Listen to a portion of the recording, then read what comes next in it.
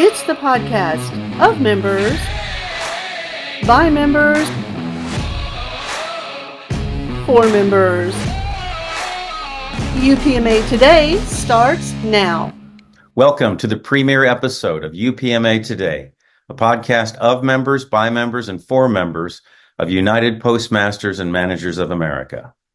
I'm your host, Drew Martin, and I, along with our communications team, want to begin by thanking you for taking time to join us. Our first program will focus on a leading concern of our incoming president, Tony Leonardi. For the past 3 years, he's helped lead UPMA's incredibly successful membership recruiting efforts. Growing our membership roles is essential to ensuring a healthy future for UPMA, of course. And as any member of our energetic and talented membership team will tell you, Tony, along with Katie Evertson of the National Executive Board and a leader in the Utah chapter, with whom he worked very closely, has helped put us on the path to a bright future indeed. Now, as he takes the helm in our organization, membership will remain a top priority.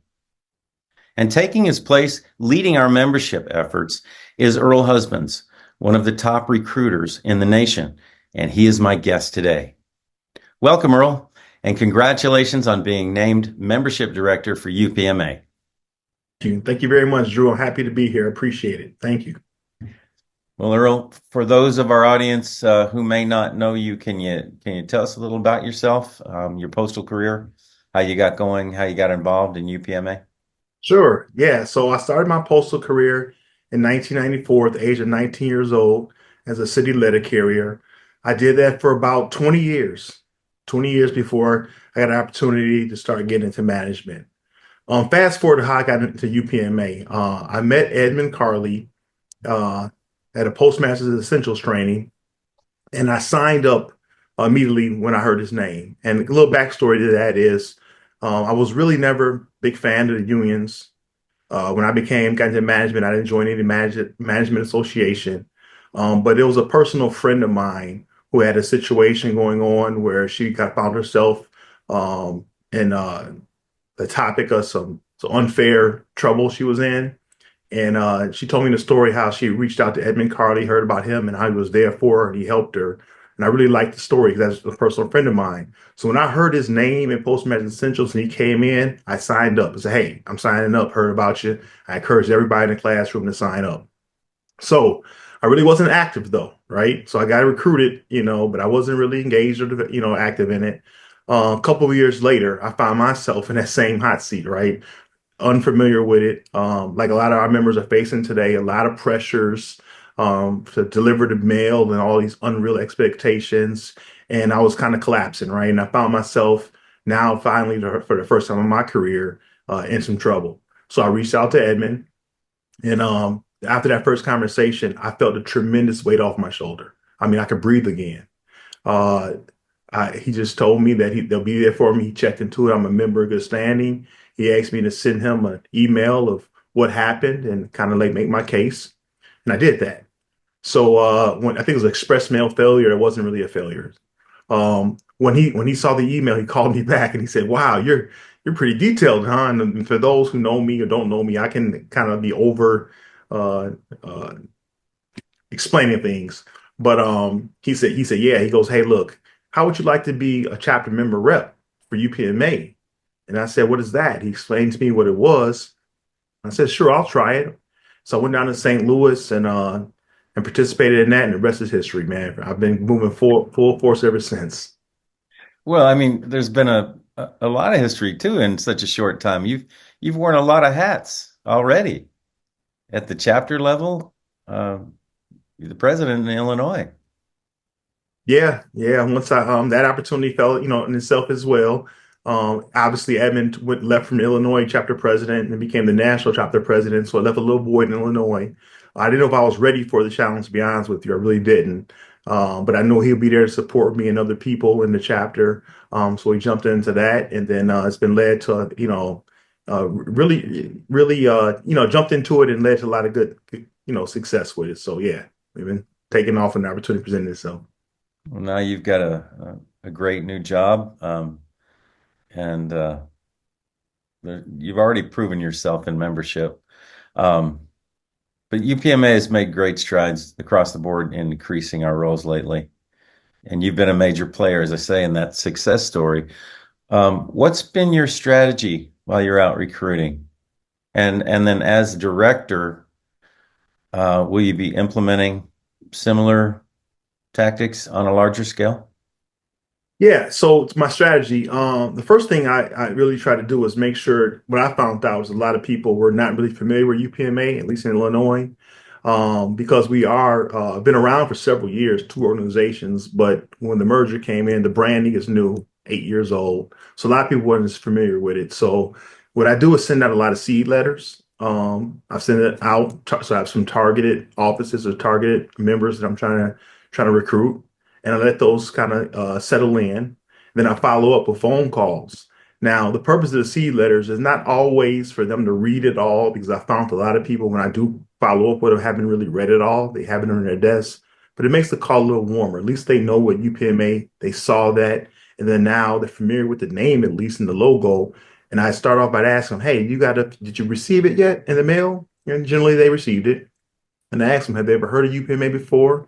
Do you got a few minutes for me to kind of like talk to you about it? I think it's something you're really, really going to be interested in. So when given that opportunity, then I'll follow up and I'll tell them that we're one of only two managerial organizations the Postal Service recognizes they must consult with. The other one is NAPS. And then I kind of explain the differences. A lot of them heard of NAPS. They've been around longer. The branding of the name at least has. And I talk about that. And then I kind of make it personal. I really, really make it personal. I think that's the key to it, to speak to the heart. So I tell them, and this is all the truth, to me, why I love about UPMA is really more of a of developmental and mentoring and networking organization. Then I explain my personal story, Drew, right? I tell people the truth, and they kind of resonate with that. I was a mail carrier for 20 years, right? Two full decades, and I didn't have a mentor, right? We didn't have career conferences back in those days. I didn't know what a KSA was. I didn't know how to get ahead. I don't know if I was interested, but I didn't get the opportunity. Well, I let them know now that being involved with UPMA, and how I progressed throughout the years, I went from knowing 40 people in my office for 20 years to now knowing thousands of people, Drew, in every district and all over the country. And I really tell them UPMA is the reason that made that happen, and that's a true story. So I think people recognize the realness of it, and they connect with that.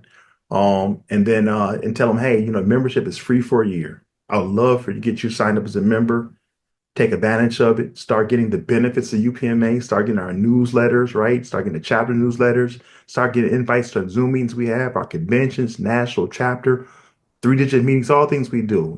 Give it a try. I can sign you up in less than a minute. And generally, I've been successful doing it that way.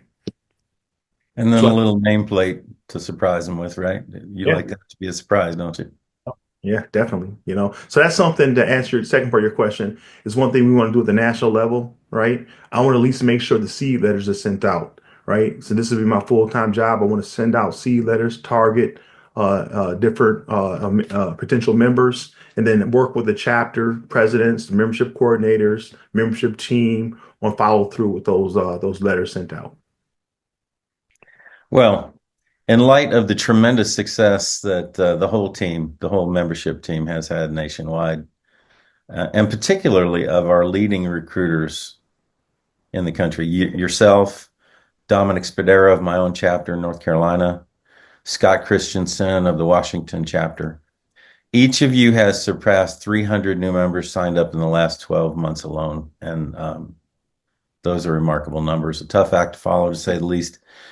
Will we be able to continue with those trends, do you think? 300. Wow. That's very impressive, right? I know how much work that I did this past year to get to that. And I'm sure Dominic and Scott, excellent recruiters in their respective matters, put in a lot of work as well. So while that's great, I don't know if that's attainable. Maybe it is, right? But that's not really the goal for membership going forward. Me and Tony and already talk about it all the time, right?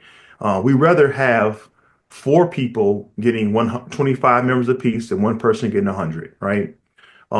That's because if anything happens to the one person, whether they get ill or sick or something happens. We don't want the UPMA recruiting efforts to fall off, right? When we talk about three people getting a 300, and which is impressive, I can't believe we did it. Um, but it's kind of top heavy, right? We're trying to the goal of the membership academy and going forward is to get more people 25 member recruiting, maybe 50, right? And even awesome was 100. 100 is awesome, right? So that's the goal. 300, while it's still something we're going to shoot for, I think the goal is more to get more people in the 50 range, right? I think that's more sustainable and achievable. And more realistic, I guess. Yeah. Yeah. Well, in an effort to get these people ready for that challenge, you're hosting the big membership kickoff as the new director. You'll be hosting the big membership kickoff for 2025 at the annual Membership Academy this month in Dallas, Texas. What do you have planned for that conference? Oh man, it's going to be exciting. Me, Katie Everson, our national membership chair, as long as Jeff Jarrett, the national executive board advisor to the membership team, have been working week by week.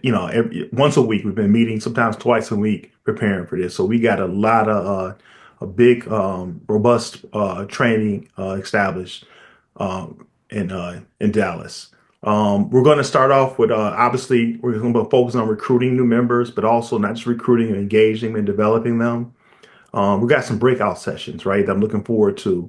We're going to have three different breakout sessions. One of them is going to be focused on recruiting for beginners, right? People who are not that comfortable, who are getting started, try to help them find their comfort zone. Some of the ways to talk about recruiting at career conferences, things of that nature.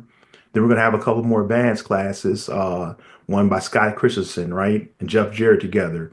They've been amazing. What Scott does as far as his planning for his road trips is something that needs to be taught, right? And people to see how he does his Google Maps thing and he targets them and he's going to take his time to a PowerPoint. That's going to be effective. Like, I don't know how he does it, but he got it down to a science, right? That's why he's such a great recruiter. The Dominic, myself, we're going to do another class. We're going to talk about the art of letter writing, follow up with phone calls, and going into those plants, right? Dominic, excuse me, myself he's been really successful in going into those plants. That's a whole fresh market Right. there.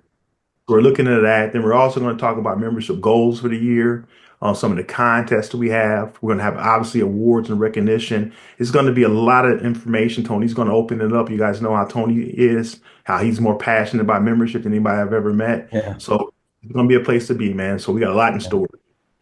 Going to be high energy too. Those everybody you mentioned is just like full throttle most of the time, especially Jeff Jarrett and Dominic and well Tony too.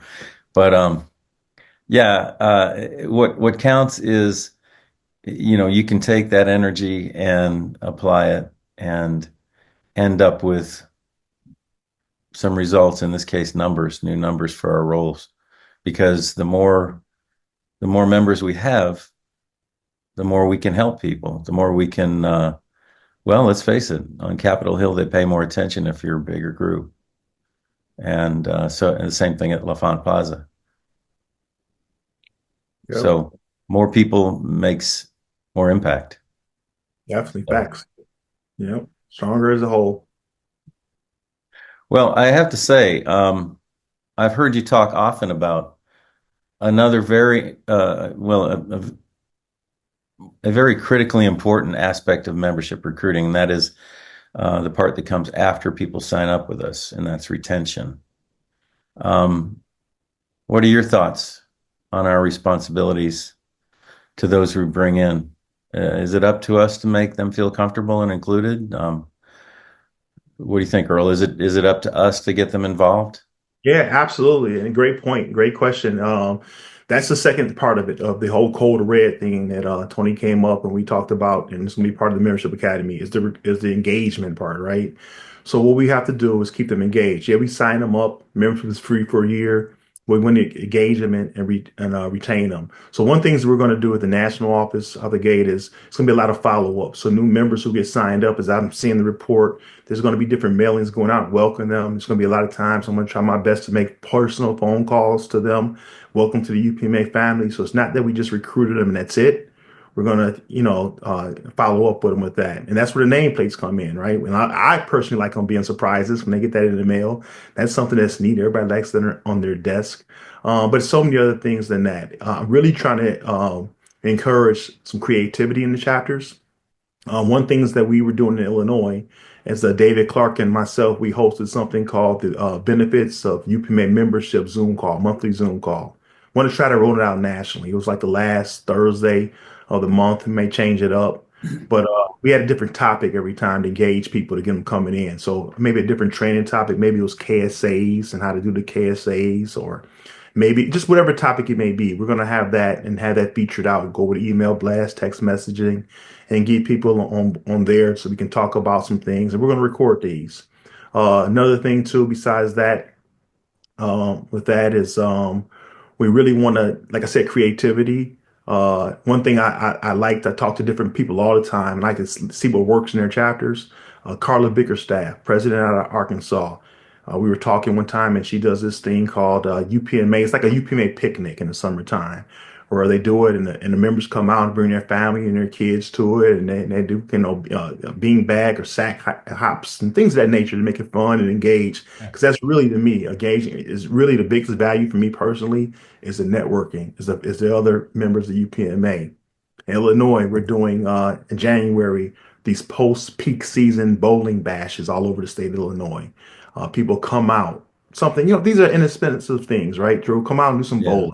People can network with each other. So those are all engagement things that we're going to do. And I encourage people to do that to get our members in, as well as all the different training opportunities we have to really brand the name and people see the value in it, make them want to stay and be part of this culture, this family we've built of members, right? Well, yeah, it sounds like a lot of fun too, and who doesn't want to experience some of that, especially after all the pressure people have been feeling these days. I stepped all over your point about the desk nameplates. You had told me that you like to kind of save that and maybe not tell them about it when you're signing them up, so that it can be a surprise when it shows up. Is that what you were saying?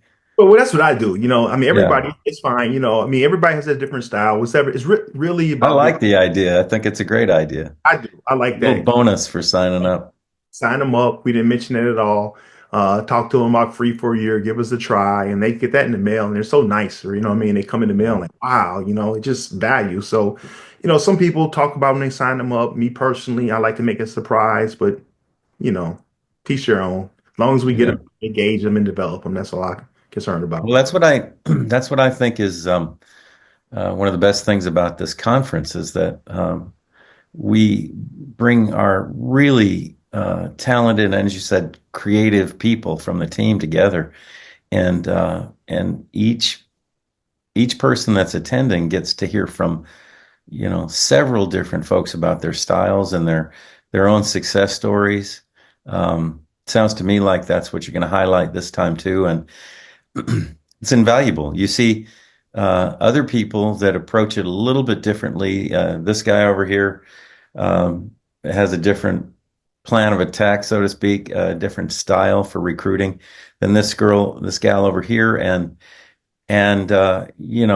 each person can tailor all of those tools that they learn about to their own approach, and it kind of takes some of the pressure and maybe some of the fear out of takes some makes the idea of recruiting not quite so intimidating. Yeah, I agree. I agree. It's good. Even my whole managerial style is a collective of seeing things that that I like, don't like, comfortable with. The point is to get everybody comfortable where comes off as authentic Right. and genuine. So yeah, it's good for people to see different, like you said, different members. Every member of our membership team is going to be involved in this.